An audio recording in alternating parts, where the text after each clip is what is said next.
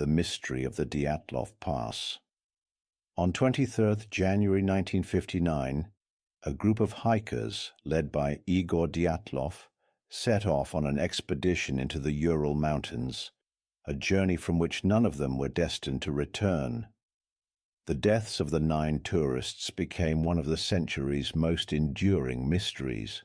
For half a century, investigators have speculated about what happened on the pass.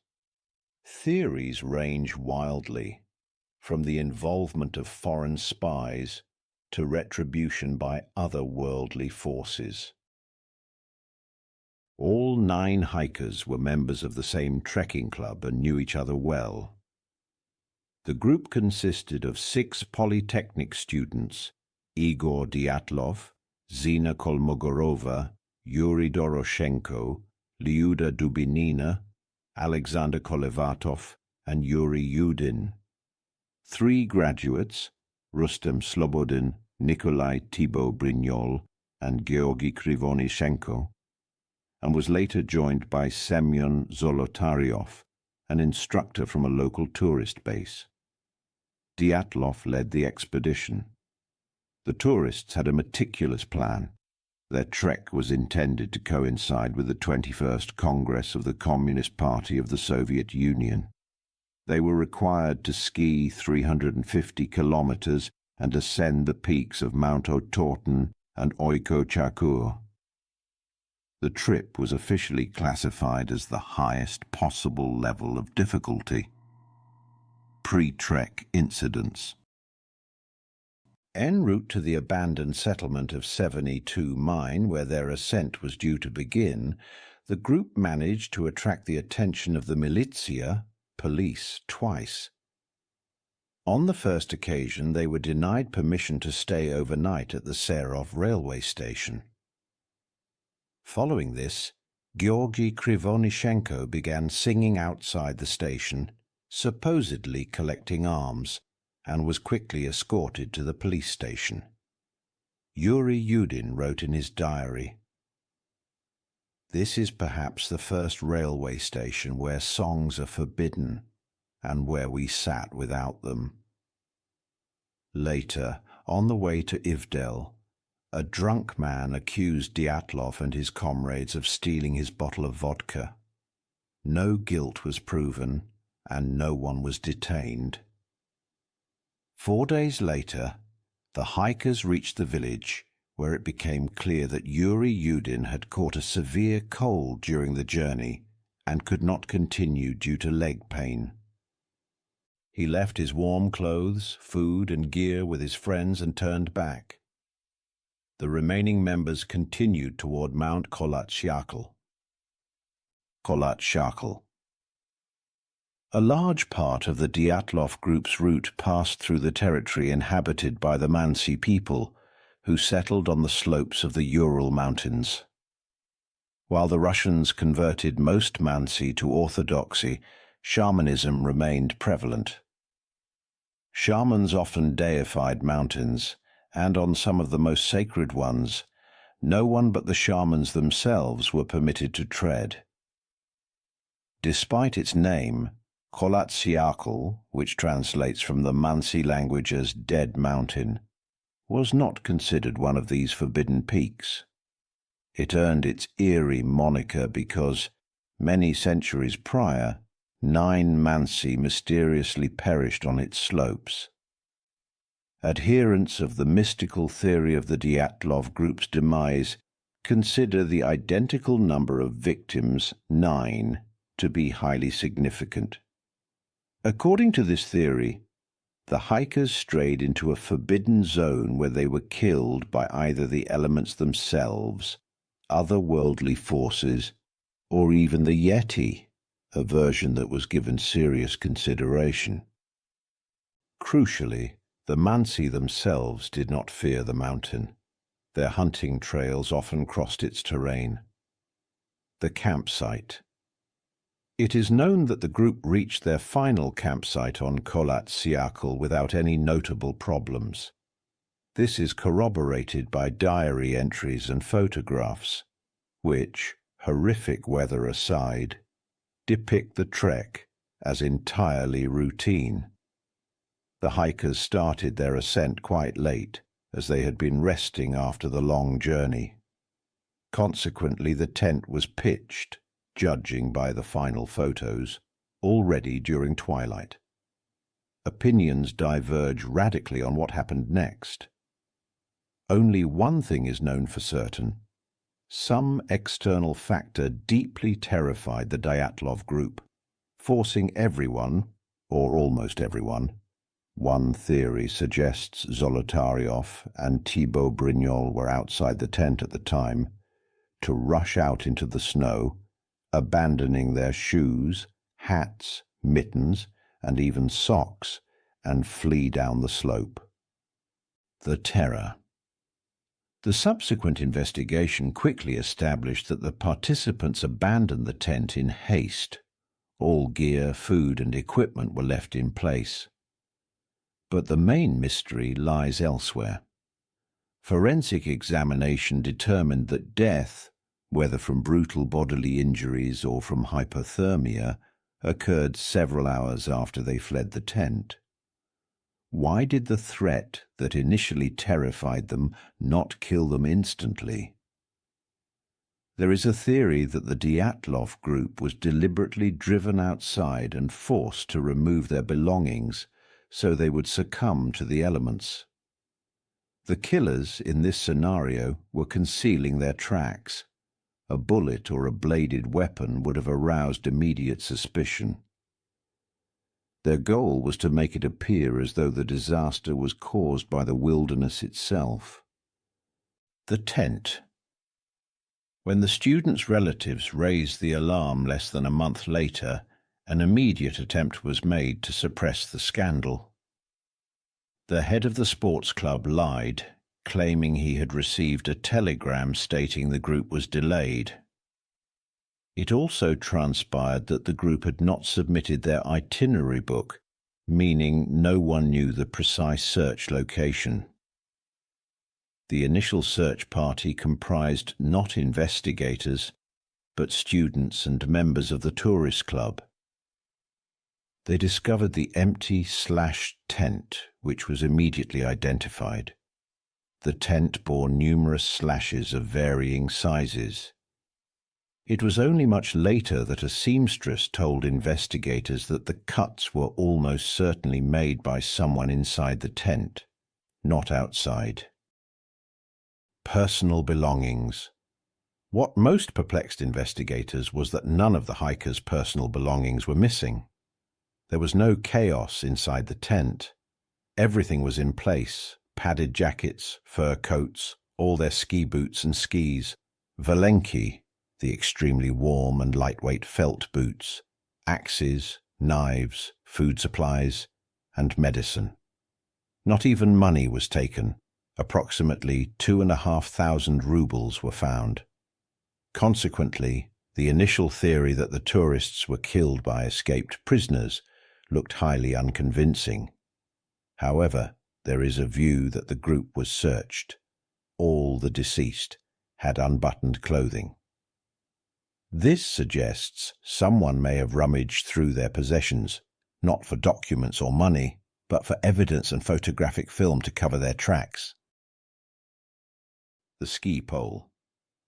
The Dyatlov group's case is riddled with uncertainties. For example, it remains unknown how a military foot wrapping, used by soldiers to insulate their feet, appeared in the tent. A second one was found near one of the bodies. According to Yuri Yudin, who left the group halfway through the trip, none of the men starting the trek possessed these wraps. Another enigma is the ski pole found on top of all the belongings inside the tent. It appeared someone had attempted to sharpen it with a knife. Why anyone would damage a ski pole, given the hikers had no spare sets, is unknown. Equally unknown is where the pole went afterwards. The investigation failed to preserve either photographs or the physical item itself. The Mansi people. The Mansi were the second group to fall under suspicion. The idea of an ancient people with savage pagan traditions exacting revenge on students who desecrated their sacred ground seemed plausible to Soviet investigators. 2 representatives of the indigenous group were even arrested. The theory, however, collapsed. Interrogations confirmed that there were no sacred stones or totems on the mountain. The Mansi were generally benevolent towards Russian tourists. Investigators also found it highly implausible that the Mansi would have left behind not only the money, but also flasks of alcohol found in the tent. After it became clear the tent had been slashed from the inside, the Soviet authorities released the Mansi from custody. Tracks in the snow. All researchers of the Dyatlov Pass tragedy agree on one point. The investigation was handled extremely carelessly. Half the evidence was either not documented at all or described haphazardly. Footprints were preserved heading down the slope, indicating people walking closely together in a tight formation.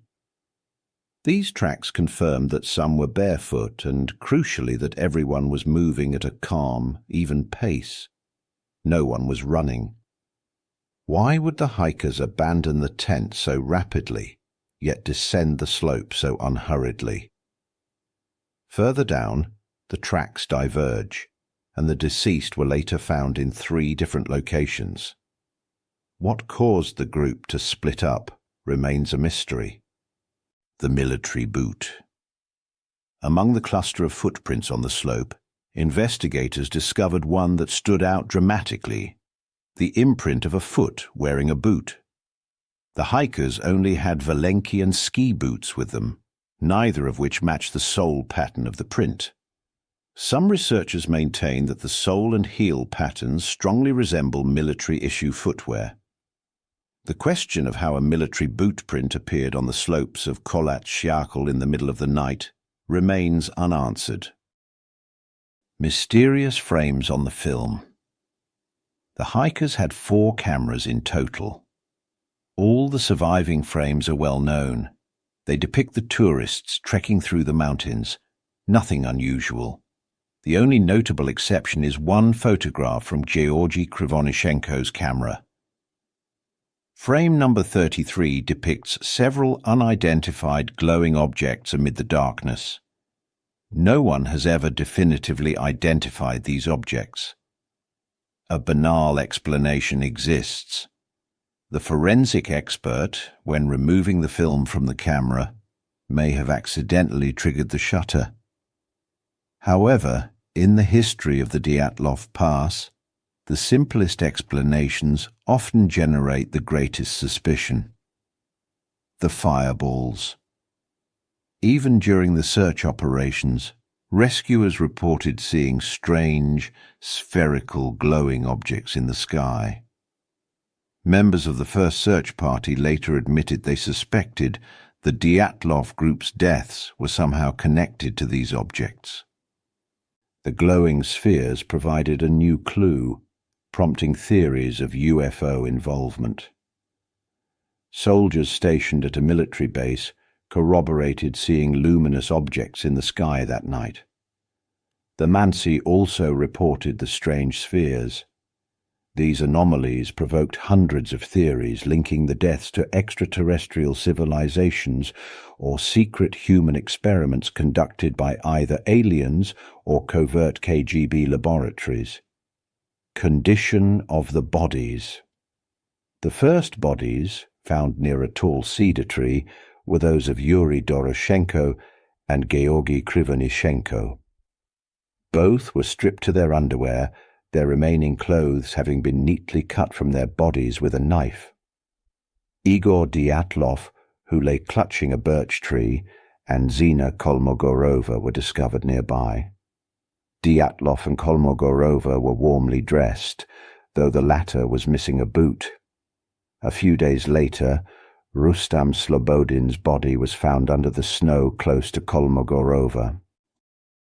While all the bodies showed abrasions and bruises, and Doroshenko and Krivonishenko had mysteriously suffered burnt hair and feet, Slobodin's injuries were the most bizarre.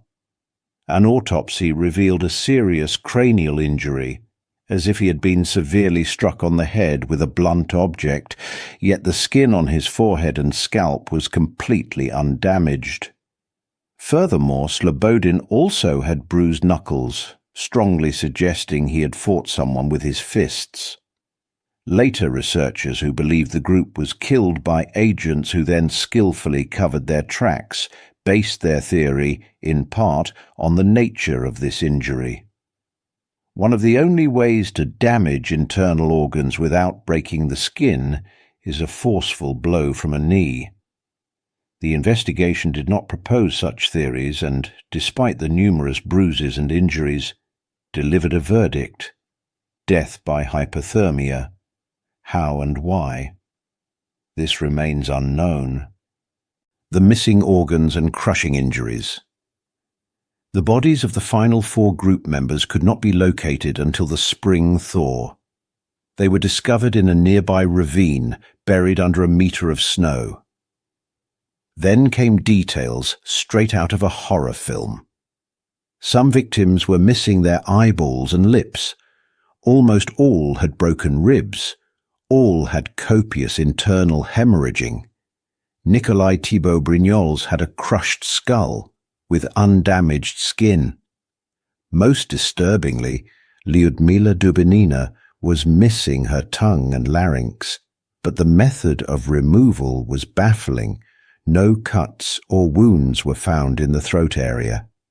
The doctor recording Dubinina's death stated, "The cause of death was the result of impact by a great force with a subsequent fall, throw, or contusion of the chest." The pathologist did not elaborate on the nature of this great force. The avalanche theory. Many people adhere to a natural explanation for the Dyatlov group's deaths, suggesting the hikers inadvertently triggered an avalanche that buried the tent. This theory is contradicted by the fact that no clear signs of an avalanche were later found. It also fails to explain why an avalanche that crushed the internal organs of some tourists spared items like aluminium cups and ski poles. More enigmatic explanations suggested the hikers were subjected to some kind of natural force, strong magnetic anomalies, that caused them to lose their minds, leading to self-inflicted injuries. The violet clothing. Forensic experts noted that the clothing of the hikers found in the stream had a strange lilac or violet tinge. This strange color spawned several new theories. The simplest suggested that the stream contained copper and minerals. The conspiratorial theory posits that a rocket carrying the toxic fuel gas heptal had been dropped near the campsite, causing the hikers to be poisoned and, under its narcotic influence, self-inflict their injuries. Another theory suggests that Soviet special forces arrived and liquidated the survivors, but this fails to explain why so many bizarre mysteries were left at the crime scene. Radiation. After the 4 bodies were found in the stream, the investigation decided to conduct a radiological analysis of the bodies and clothing fragments. The expert examination was conclusive. Traces of radiation were detected, though only on the clothing, and the levels were quite low. Following the radiological findings, the case was closed. The conclusion was, the cause of the tourists' demise was a spontaneous force that the tourists were unable to overcome. Closed cities. Many researchers were intrigued by the fact that 2 expedition members, Georgy Krivonishenko and Rustem Slobodin, lived and worked in enclosed Soviet cities like Chelyabinsk 40, which were built adjacent to nuclear plants. This leads to the theory that the clothing of residents from those cities was incredibly valuable to an enemy. The composition of the dust settled on it could reveal what the reactors were producing. Therefore, when the 2 residents vanished, intelligence began a search. It is perhaps no coincidence that the search was headed by the nuclear physicist Abram Kikoin, who may have been searching for emissions, not corpses. The strange fellow traveller. Many researchers focused on Semyon Zolotaryov, who was significantly older than the others and had a highly unusual biography, including service in the army and later Soviet intelligence. One version suggests he was assigned to the group by the KGB, who had learned that the expedition included a saboteur recruited by foreign intelligence. The group's elimination was necessary to cover tracks after the spies revealed themselves. Another hypothesis suggested Zolotaryov was a serial killer who joined the group to flee the law. His relatives later denied he had any tattoos, leading many to conclude that the body was planted and the real Zolotaryov survived. The myth. Theories about what truly transpired on that fateful pass multiply with incredible speed.